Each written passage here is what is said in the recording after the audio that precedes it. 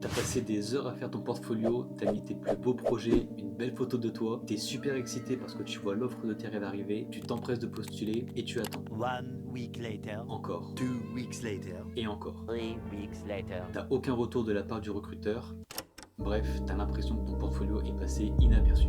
On est en 2025 et je pense que vous le savez tout autant que moi, mais le marché de l'emploi en UX/UI, il est clairement saturé. Entre les jeunes diplômés, les nombreux bootcamps, les personnes qui apprennent en autodidacte, clairement, le nombre d'offres d'emploi ne peut pas suivre. Même avec un portfolio, des études de cas et ta meilleure photo de profil, les recruteurs ne cliquent pas et au pire, ils cliquent mais ils ne te recontactent jamais. Mais du coup, parce que la majorité des portfolios disent tous la même chose, toi t'es ici, les autres sont là, et clairement rien ne vous distingue. Bon, je vais pas te surprendre, mais dans cette vidéo on va parler de portfolio, notamment pour les UX designers, mais je pense que c'est tout aussi applicable pour d'autres métiers tels que les développeurs. On va voir 4 points importants à mettre dans ton portfolio, comment les mettre en place, quelle structure adopter pour tes études de cas, pour que à la fin, ton portfolio donne envie aux recruteurs de te recontacter. Et reste bien jusqu'à la fin parce que je t'ai déniché quelque chose qui va te faire gagner un temps de dingue. Le premier problème par rapport au portfolio, c'est que pour la plupart, ils sont beaucoup trop génériques. Ils reprennent tous la même structure, les mêmes phrases vues en bootcamp et au final, tous ces portfolios sont quasiment interchangeables. Ce qui fait qu'au final, rien ne te distingue des autres. Résultat, le recruteur ne comprend pas ce qui te rend unique et s'il ne comprend pas ça en moins de 30 secondes, il passe au suivant. Dis-toi qu'un recruteur voit beaucoup de portfolios en une journée, alors imagine un peu en une semaine. Si clairement, il ne voit pas la différence entre toi et les autres, il va juste se dire Oh shit,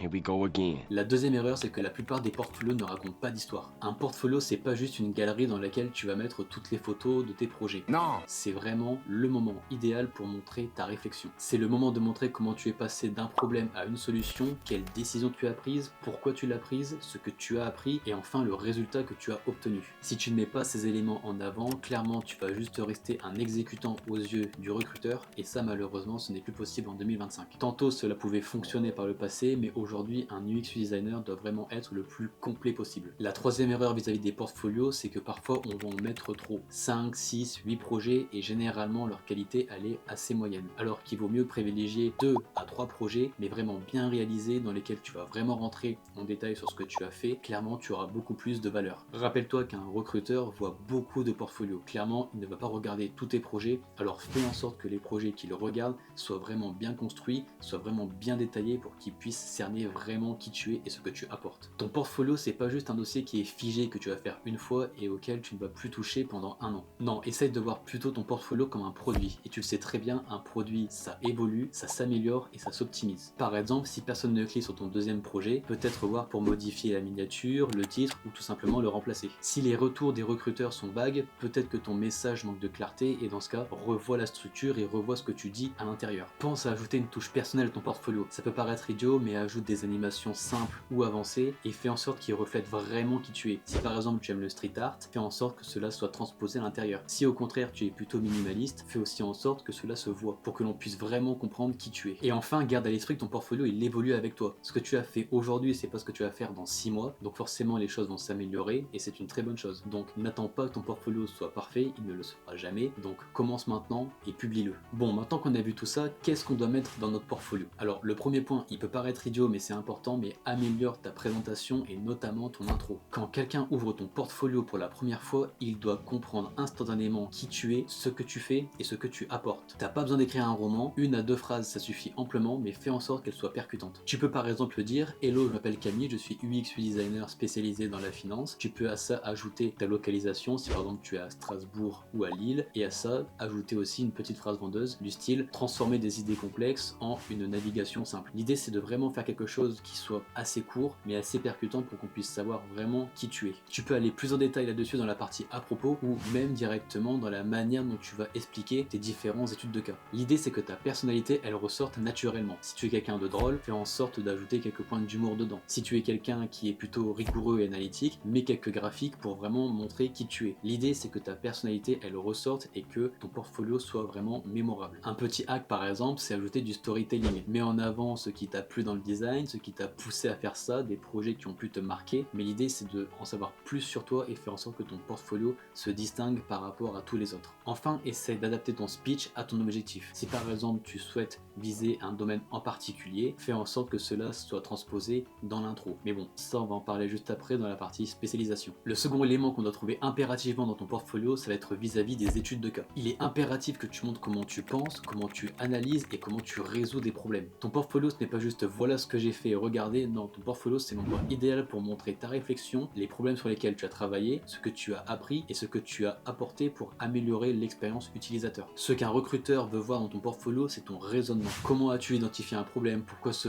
problème en valait la peine? Quelles sont les pistes que tu as explorées? Et enfin, quelle solution as-tu trouvé pour le résoudre? Tu n'as pas besoin d'avoir fait une étude de terrain ultra poussée pour être crédible. Même des recherches simples mais bien expliquées ont de la valeur. Le plus important, c'est d'être authentique. Tu peux t'appuyer sur des articles existants, sur des entretiens simples, sur des analyses produits, peu importe. Ce qui compte, c'est que tu n'as pas fait les choses au feeling, mais que toutes les décisions que tu as prises étaient motivées dans l'optique d'améliorer l'expérience utilisateur et de résoudre forcément ce problème. Il est aussi important que tu expliques ce que tu as appris à chaque étape. Tu peux raconter ce qui t'a surpris, les différentes choses qui ont remis en question tes idées et les différentes interactions que tu as eues avec les utilisateurs pour améliorer ton projet. Bref, ce sont ces moments de réflexion qui montrent que tu penses comme un designer et pas uniquement comme un exécutant à qui on va lui donner des tâches. Un autre point important, c'est de montrer tes itérations. On ne réussit pas du premier coup, c'est normal, donc montre les premières choses que tu as eues, tes premiers croquis, tes premiers wireframes, et montre aussi comment ils ont évolué. Ça permet notamment de voir ce que tu as testé, ce que tu as appris et ce que tu as changé. Donc clairement, ne passe pas à côté. C'est vraiment ici que l'on voit la vraie démarche d'un designer, parce que le recruteur va comprendre que tu es quelqu'un qui peut s'adapter et qui ne reste pas buté dans ses premières idées. Plus ton processus de réflexion est visible et plus tu es crédible. Et ça, clairement, ça peut faire la différence aux yeux du recruteur. Ensuite, il est important que tu soignes la présentation de tes projets, donc de tes études de cas. Il ne s'agit pas seulement d'avoir un joli site, mais d'avoir un site qui soit intuitif, qui soit clair, qui permette au recruteur de comprendre le cheminement dans toutes les étapes de ton projet. C'est vraiment ici que cela va se jouer. Fais en sorte de rendre ton processus compréhensible et avec une navigation fluide. Fais en sorte d'avoir des titres clairs, une hiérarchie bien pensée et des visuels qui appuient tes propos. Chaque screen, chaque mock-up, chaque diagramme que tu vas mettre a pour seul et même but, c'est de clarifier tes idées pour expliquer pourquoi tu as pris telle ou telle décision. Un autre point qui est important mais qui est souvent négligé, c'est la qualité d'écriture. Fais en sorte d'avoir des textes qui soient courts, clairs et bien rédigés. Si l'écriture ce n'est pas ton fort, utilise ChatGPT avec des GPTs pour améliorer la formulation. Ça serait dommage que des bonnes idées soient mal perçues parce que tu avais des paragraphes qui sont confus. Pense toujours à ton recruteur. Dis-toi qu'il a énormément de portfolios à analyser, donc fais en sorte d'être le plus court, d'être le plus précis et forcément d'améliorer la présentation et la hiérarchie dans ton projet. Fais en sorte que ta présentation facilite la lecture. Pense aussi à l'équilibre entre visuel et texte. Si tu as trop de visuel, tu risques de perdre l'attention de ton recruteur. Et l'inverse est tout aussi vrai parce que si tu as trop de texte, cela peut devenir lourd et encore une fois, le recruteur peut avoir envie de passer au projet suivant. Enfin, si tu maîtrises un petit peu les animations, fais en sorte d'en ajouter comme par exemple du smooth scroll, des effets hover. Pas besoin d'aller dans quelque chose qui soit trop avancé, mais clairement cela peut faire la différence et faire en sorte que ton portfolio soit beaucoup plus digeste. Et pas de souci si à l'heure actuelle tu n'arrives pas à le faire, il y a des outils qui sont géniaux comme Framer qui te permettent de créer des portfolios assez facilement et avec des visuels qui sont vraiment top. Pour finir, fais vraiment en sorte de soigner ton portfolio dans son ensemble et pas uniquement pour tes études de cas. Chaque détail compte. Fais en sorte d'avoir des typographies soignées, des couleurs cohérentes entre elles, des paddings et des margins harmonieux dans tout ton projet. Surtout, fais en sorte de ne rien laisser au hasard. Comme ça, le recruteur va comprendre que tu es quelqu'un qui est soigné et qui arrive à garder la même structure dans tout son projet. Le dernier point, c'est de faire attention aux responsives. En 2025, c'est plus possible, mais fais en sorte que ton projet, que ton portfolio soit accessible sur toutes les tailles d'écran. Que ce soit un desktop, un laptop, une tablette ou un mobile, fais en sorte que ton portfolio puisse être visible sur tous ces écrans. Parce que clairement, rien ne dit que ton recruteur va regarder ton portfolio sur son ordinateur. Il peut peut-être le regarder dans les transports sur son téléphone. Donc clairement, tu ne peux pas passer à côté de ça parce que c'est le genre de choses qui peuvent te faire perdre des opportunités. En appliquant tout ça, cela montre que tu soignes ton portfolio et que tu vas jusqu'au bout des choses. Et ça, clairement, c'est un très bon point. Les études de cas, c'est le cœur même de ton portfolio et c'est ici que ta valeur va se jouer. Il vaut mieux 2 à 3 études de cas bien faites, bien rédigées, dans lesquelles on va vraiment rentrer en détail sur ta réflexion, plutôt que 5 à 6 moyennes. Et pour ça, je vais te donner une structure simple mais terriblement efficace. Le premier point qui doit figurer dans tes études de cas, c'est un contexte parce que cela va te permettre de poser les bases. Commence par répondre aux questions comme quel type de projet s'agit-il? Est-ce un projet personnel, un projet universitaire ou un projet réel? N'hésite pas à à préciser pour quel type d'industrie tu as travaillé, pour la finance, pour la santé, pour le jeu vidéo, peu importe. Mais il faut vraiment préciser dans quel domaine cela s'enregistre. Fais aussi en sorte de mettre des éléments vis-à-vis du contexte. Par exemple, tu peux dire que tu as été amené à travailler sur une application mobile dans l'industrie des jeux vidéo, et tu peux aussi dire que voilà, c'est un univers qui est ultra compétitif et en constante évolution, et donc que les intérêts et les enjeux financiers étaient extrêmement importants. Tu peux aussi mentionner les contraintes et les spécialisations. Si par exemple tu avais des contraintes en termes de temps, en termes de budget et aussi en termes de données utilisateurs, clairement il faut le notifier. Le fait de donner un maximum d'informations va permettre aux recruteurs de comprendre davantage ton projet et aussi de voir comment tu t'adaptes à telle ou telle situation et à telle ou telle industrie.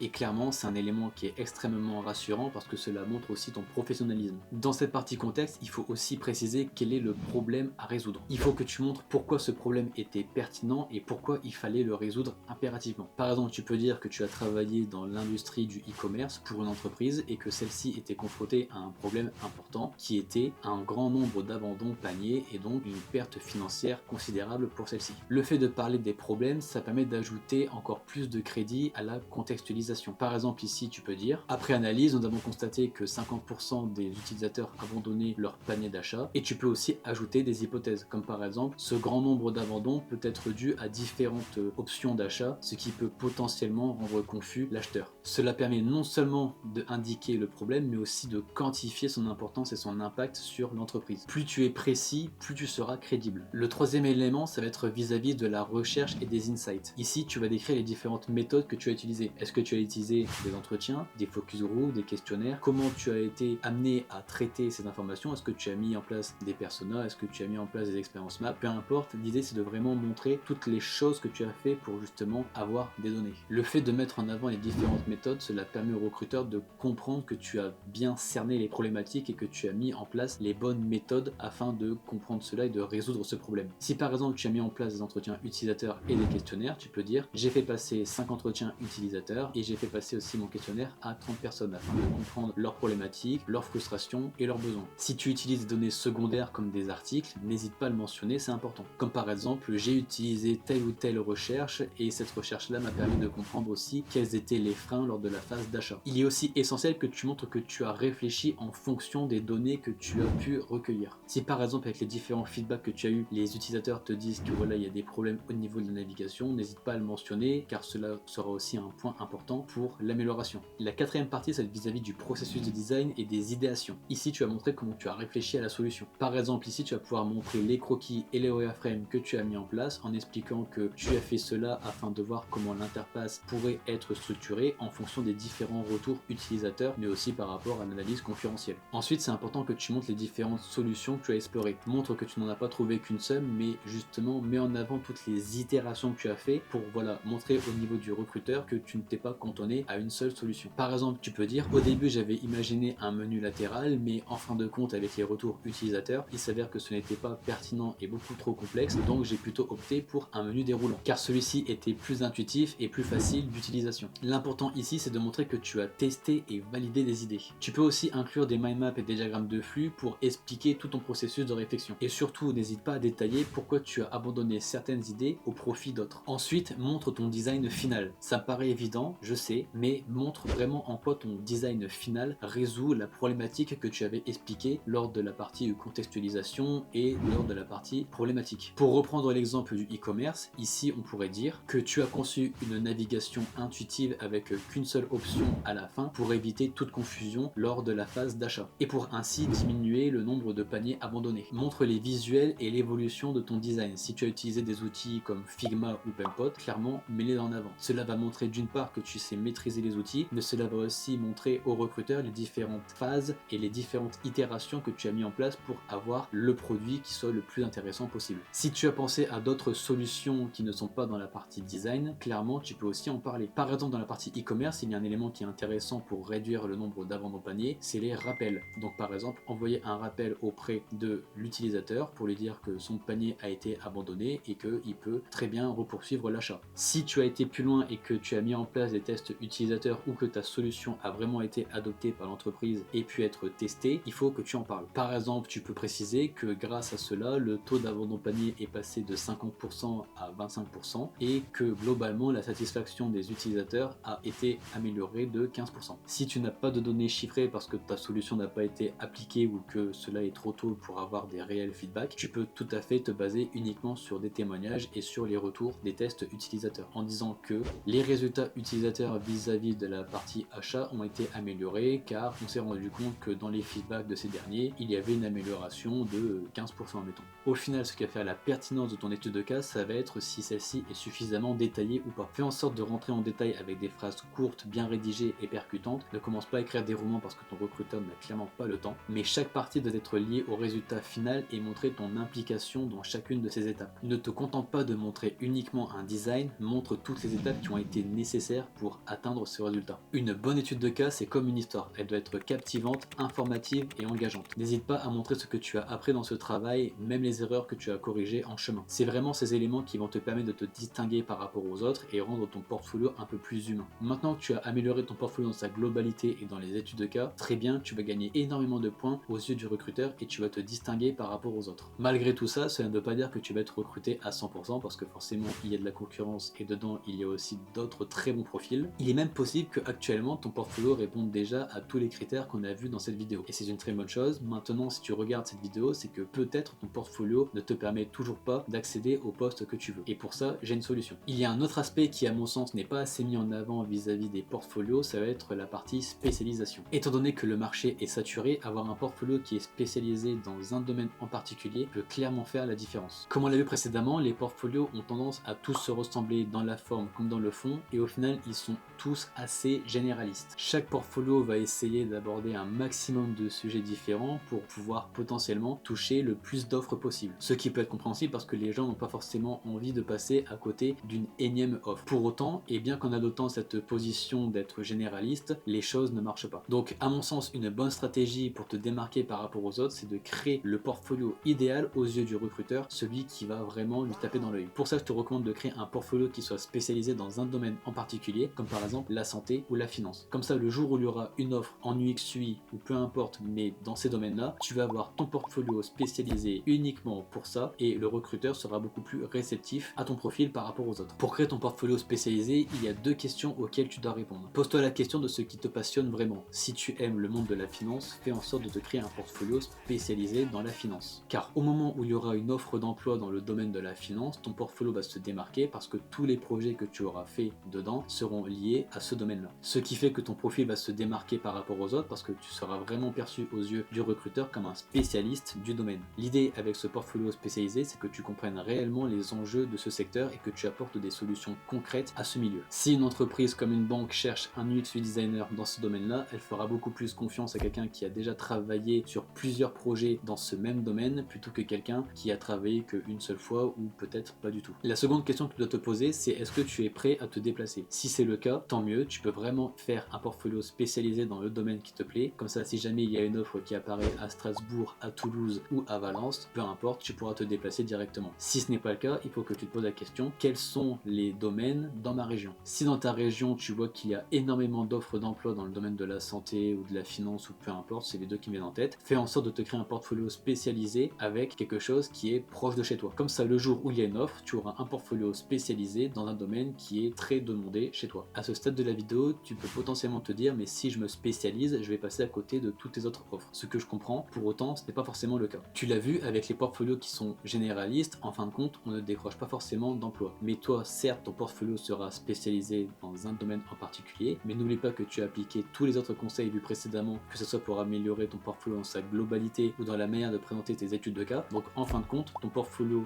bien que spécialisé, a tout de même plus de poids et sera beaucoup plus intéressant pour le recruteur que des portfolios qui sont juste généralistes et qui au final n'ont pas forcément une très bonne approche. Donc en fin de compte, bien que spécialisé, ton portfolio par rapport aux autres sera beaucoup plus intéressant. Si malgré tout ça, tu as toujours peur de passer à côté d'offres d'emploi, il y a un second point qui peut être intéressant, c'est de te créer deux portfolios. Un portfolio qui va être spécialisé dans le domaine qui te plaît ou le domaine de ta région, et un second portfolio qui lui sera généraliste. Alors se créer un deuxième portfolio, ça peut être long, ça peut être chiant, mais clairement si tu appréhendes de te fermer des portes, ça peut être quelque chose de vraiment intéressant, d'autant plus que avoir un deuxième portfolio, cela va permettre d'adapter ton discours. Si sur le portfolio spécialiste, tu dis que tu veux uniquement intégrer tel domaine, le fait d'avoir un deuxième portfolio plus généraliste, cela peut te rassurer potentiellement. Je sais que souvent on vous recommande de créer un portfolio sur WordPress ou sur d'autres outils qui ne sont pas forcément les plus intuitifs et qui, il faut le reconnaître, ne sont pas forcément les plus plaisants à utiliser. C'est pour ça que je vais vous parler de Framer. Framer, c'est un des outils que j'utilise pour concevoir des sites avec Webflow, mais pour le cadre d'un portfolio, je recommande plutôt d'utiliser Framer parce que c'est quand même beaucoup plus facile à prendre en main que Webflow, parce que Webflow, il y a une courbe d'apprentissage qui est quand même un peu plus exigeante. Framer, c'est un outil qui est adoré par les designers parce que l'interface, il est assez proche de Figma et c'est assez intuitif et facile à prendre en main. Sur Framer, on peut faire des animations facilement, que ça soit du scroll, que ça soit des overstate, peu importe, c'est assez intuitif. Afin de te faire gagner un maximum de temps, j'ai sélectionné 10 portfolios faits sur Framer qui sont vraiment magnifiques. J'en avais écrit un article de blog sur mon site, le lien en description, tu pourras t'en inspirer. L'idée, c'est pas forcément de faire des copier-coller, c'est clairement pas ce que je te recommande, mais tu peux tout à fait regarder comment ils ont été faits, voir la structure, la mise en page, les animations qui ont été mises dans leur portfolio pour t'en inspirer. Une autre chose que je recommande pas forcément mais qui peut te faire gagner énormément de temps, c'est utiliser des templates. Il y a beaucoup de templates faits sur Framer, tu peux les utiliser pour te créer ton portfolio, mais l'idée c'est encore une fois de te distinguer, donc ne te contente pas de juste modifier le texte et les photos, essaie de modifier la mise en page, les animations pour vraiment apporter ta propre touche personnelle à ton portfolio. Si tu veux concevoir ton portfolio sur Framer, tu as un lien pour te créer un compte sur la plateforme. Je suis totalement transparent, il s'agit d'un lien d'affiliation parce que je suis Framer partenaire et avec ce dernier, en te créant ton compte, tu vas pouvoir économiser de l'argent sur l'abonnement que tu vas prendre, notamment si tu prends l'abonnement pro avec le code de promotion qui est aussi présent dans la description. Moi je dis ça, je dis rien, mais ça te permet d'économiser 3 mois. Bon voilà, la vidéo touche à sa fin, j'espère qu'elle t'a plu et qu'elle t'a aidé. Si c'est le cas, n'hésite pas à liker, à la partager à ton pote qui galère à trouver un job et puis on se dit à la prochaine fois.